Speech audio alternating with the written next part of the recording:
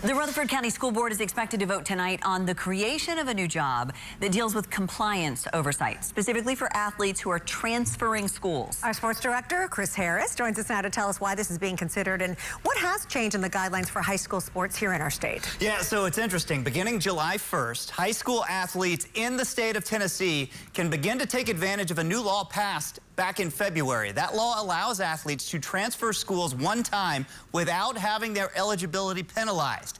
Clearly, there are nuances to this rule, even county to county, and that's why Rutherford County School Board is considering creating a compliance position to take care of logistical responsibilities, provide information, as well as make sure everything's on the up and up. Compliance issues have really jumped to the forefront of sports at both high school and collegiate levels over the last few years, particularly as NIL has become a thing.